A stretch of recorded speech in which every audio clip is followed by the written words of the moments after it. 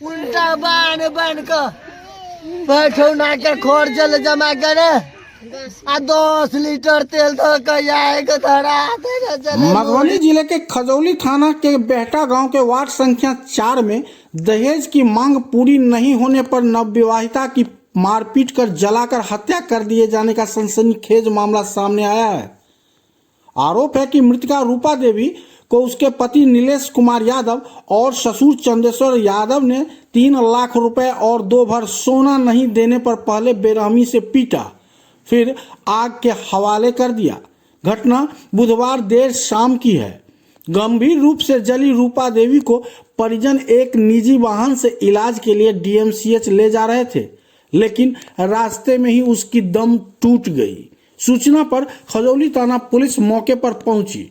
SHO Praveen Kumar Singh के निर्देश पर एसआई फिरोज आलम सहित अन्य पुलिस बल ने सबको कब्जे में लेकर पोस्टमार्टम के लिए सदर अस्पताल भेज दिया।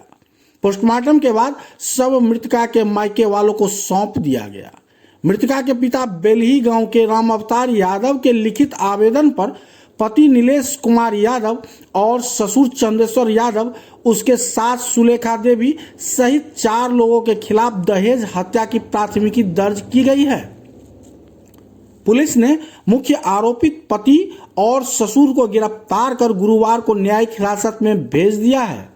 अन्य 2 आरोपित फरार बताए जा रहे हैं, जिनकी तलाश जारी है।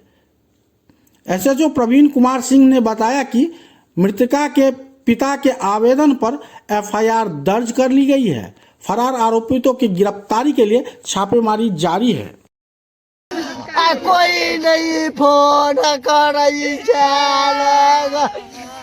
हम सारा पार्टी से हमारा फोन में